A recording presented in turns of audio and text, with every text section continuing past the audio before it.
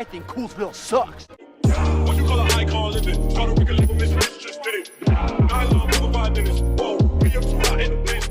Hi guys, it's Mayana, and today I'm going to be doing the booktube real talk tag 2.0, and this video was created by Alyssa J and Julia Sapphire. The video that made me want to do this is Monty. I highly suggest watching Monty Price's video because literally everything he pointed on was absolutely perfect.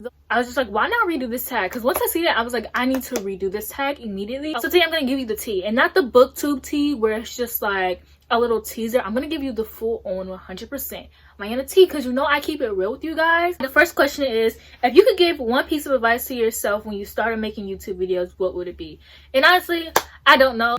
If I said, oh, like, try not to be too shy and like try to open up more, like blah blah blah, but yeah, I'll probably just try to open up myself more, because I did notice when I first started off booktube, like I wasn't really being like my 100% true self, and it was because I was shy and I wasn't used to this channel. But literally after I hit like 800 subscribers, like I was myself. Like their videos were like, literally I let my personality show, and I started being funny because your girl is hilarious. Like, I'm a comedian. Once I started showing like that I'm funny, I think that also helped my channel grow. What are your thoughts on cancel culture? And this is where we get into the tea. So in Monty's video, he kind of talks about the same thing. So like I said, I suggest highly watching his video because everything he touched on was absolutely beautiful.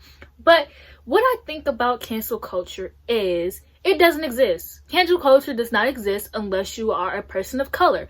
And like, or I mean, honestly, you could also be like a minority in general, so you could be a part of the queer community. But I feel like if you're white and you're like, if you're like a white gay, you'll be able to get away with it more. Like James Charles, like literally everybody canceled James Charles. James Charles went from 16,000 subscribers to 10,000, and now he's going back up because people just don't get canceled for long unless you are a person of color. Literally, how many times have people said, I don't like Sarah J Maas because her books aren't diverse? Like their favorite books are diverse anyways. Just because you have one person of color in your book does not make it diverse. Let me point that out, by the way. But people are like, oh yeah, Sarah J Maas books just aren't diverse. And I mean, if you don't like Sarah J Maas books, like that's okay. If you love it, that's okay. I really don't care. But white authors just do not get canceled like Rainbow Rowell. I am even like, I have Pumpkinheads by Rainbow Rowell. I absolutely loved it. I even vented about Carry On. I hate Carry On. Tweets about Eleanor Park literally got popular by me because I pointed out the races like in the book. Rainbow Rowell was canceled earlier this year, but because she released the second book to Wayward Son, nobody cares. And I mean, I'm okay. Like, I don't care. Like I said, I have Pumpkinheads. I think that it is okay to acknowledge the issues with an author or in a book, but also if you still want to support them, you can. Like, there was this whole Holly Black thing where she was doing this art contest, and in the fine print it said you wouldn't get any credit for it if you win. And also there's this thing with Holly Black where she can sue you if you make fan art of her art. And for that, I kind of do understand because people make money off of fan art and it's making money from her. But it's like, Holly Black is a popular author. Like, she can spare some change, she can spare some dollars. But I love Holly Black. I love the Cruel Prince series. So I mean, but I still acknowledge that what she did was trash. And I'm not trying to blame her or anything. Like, I love Holly Black. Like, I adore her writing. But I acknowledge that what she did was trash. And I think that's important. And people generally think just because you talk about something bad that an author does that you're canceling them. I remember some girl tweeted about Victoria Schwab and like how the age difference between the two characters were unsettling for them. And then people were like, oh, here y'all go trying to cancel people again. But the person never said they wanted to cancel Victoria Schwab. They just wanted to mention something that made them uncomfortable, and that is completely okay. People in this community don't understand that just because I talk about an author that I have an issue with, I'm not canceling them. And also, there are like authors that literally are people of colors that have been canceled. Watch Monty's video, because in that video he actually does talk about the authors. I have more so seen it with people outside of the booktube community. So if like I gave those examples, people just would not know what I was talking about, but because they were, the people of color were canceled. But like I said, watch Monty's video. Do you consider booktube a welcoming community? And honestly, I do. Like, everyone here is so welcoming. But I think that people need to learn their boundaries, you know? Like, I don't know, maybe it's because I'm growing a lot more, so I'm starting to notice a lot of more things. Like, I even had to make a private Twitter because I noticed some things I just can't get away with tweeting anymore, and that's completely fine. Like, I love that my platform is growing, and I love that I can say that I have a platform. Like, literally never thought I would be able to say that. But I think that people in this community like need to learn their boundaries. I remember there was one day this girl literally DM'd me because she had an issue. There's a tweet that one of my fellow booktubers made, and it was a booktuber that I love and adore, and I quoted it, and I guess from the outside looking in, it could have been seen as like something rude when it really wasn't meant to be rude. I feel like a lot of the times when I say things, the way that I say things, the way that I phrase it, I come off as rude when I generally just don't mean it like that, but because of my mannerism, I think people would just take it like that. And yeah, so I feel like I even had to like talk to the person more and just try to make it known that I didn't mean that comment in a rude way. But I think other people saw it in a rude way, and this one girl literally DM'd me, and they started talking trash about this person in my DMs to me because of something like, because the person took offense to what they said. And I defended the person, of course, because we're friends, and the person who DM'd me was all like, oh no, and I don't see it like that and all this stuff.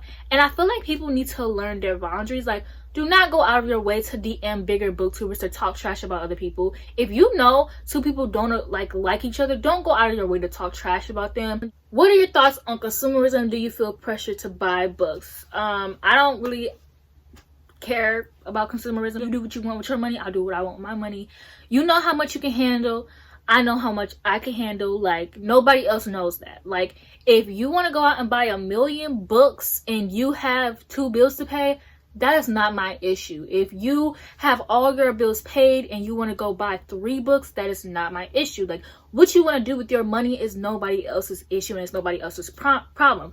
I don't want to say I feel pressure to buy books, but also fair warning, I will buy books based on also covers. Like I mentioned earlier in this video, I do not care about Carry On, but Carry On has to be one of my favorite covers of all time, and I love hardbacks. So I'm gonna buy Carry On, and Jake is gonna give me his extra dust jacket that he has, and I'm gonna do with that. And if you have a problem with that, then that's your own fault, and I really don't care. You can be salty on your own, because what I do with my money is what I do with my money. What you do with your money is what you do with your money.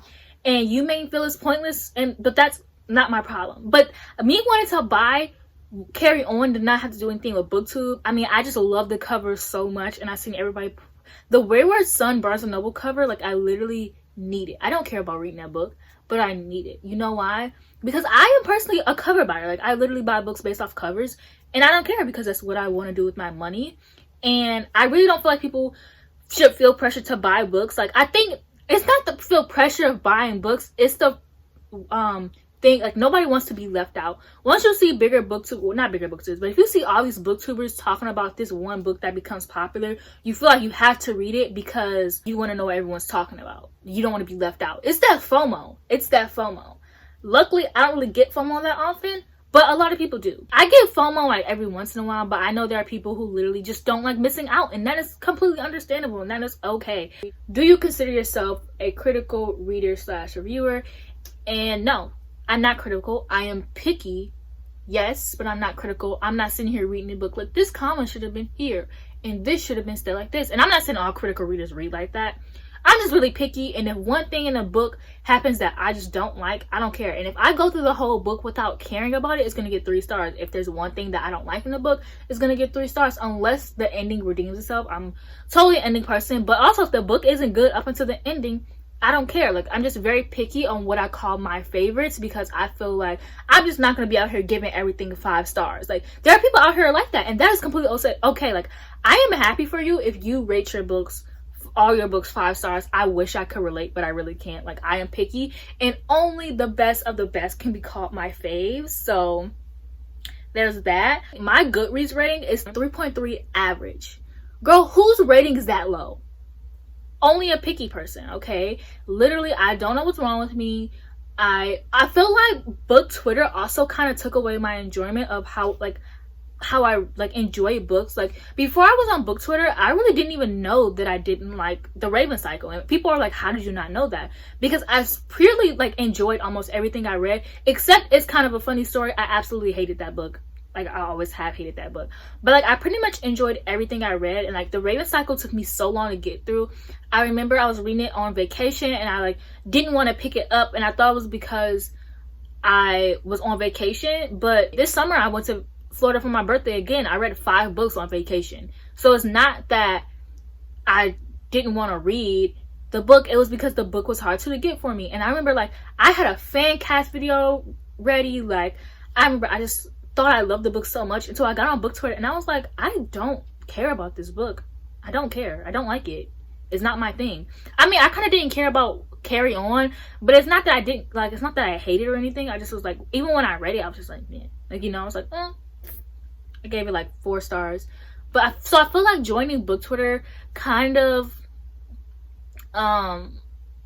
taints how I read things now. Book Twitter is so draining. It's emotionally draining, and that's a lot coming from me, someone who doesn't even have emotions, you know. So that says a lot, don't you think?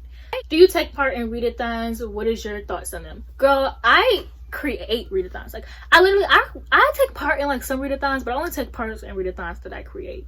Other than that, like, I feel like now, back when I first started booktube, you know, 2018, like, there wasn't really a lot of readathons, and then suddenly 2019, literally from February all the way on, there has been a readathon every single month, literally. And like, that's cool. I'm all for that. Like, I like readathons. Well, actually, I never really liked readathons. My thing with readathons is I hated group books because I did not like people telling me what to do, but that's because I have problems with authority. Like, and that's literally my only problem.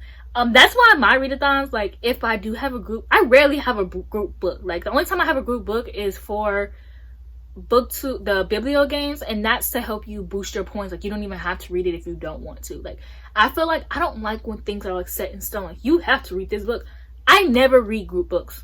Never. There's not been one. Even for my own biblio games readathon, I did not read my group books. I don't know what's wrong with me. But there's been readathons, and I'm kind of tired of readathons. Like, I don't know, there are some readathons that I partake in, like contemporary-thon and spookathon, like witchathon. I even created my own readathon called Screamathon, which is like a very chill readathon, which like I really like those. But there are, I don't know, it's like holiday readathons, like hecky yeah, like count me in. Like a Christmas readathon, I'm here for it. I just feel like we have a lot of readathons but not a lot of read-alongs, you know. I'm just kind of over readathons and just one like every month. But I'm also a hypocrite because I literally am hosting one at the end of this month. But I hosted, I want to say maybe 3 readathons so far this year. So yeah, I'm just kind of over readathons being like happening every month. Like, I wish we went back to readathons. I don't want to say I wish we went back, but like, I wish we went back to readathons only happening like every special event, or like things like that every now and then. But then again, I'm also planning another readathon, so I'm just one big hypocrite. And the last question is, recommend a topic or an issue that you are passionate about. So I guess we're skipping this question because I really don't care for it. There's really nothing, I don't really have passions. My only passion is reading. So yeah, but I mean, read The Hate You Give. Yeah, I really don't have any passions. Also, the last question is tag 3 friends, and I only have 3 friends, but here I'm gonna replace that question with tag 3 friends to, I'm tagging everyone to do this, and if you do this, I want you to give me the real honest tea, not some watered down, I'm trying to be nice, I don't want to offend anybody tea, but I want the real honest from the bottom of your heart how you feel tea. So yeah, that's it for this video. Thank you for watching. Please like, comment, and subscribe. Follow my social media down below. Follow my Twitter because I'm funny. Follow my Instagram because I'm aesthetically pleasing. Follow my Goodreads because I read a lot. And that is all for this video. Thank you for watching. Bye.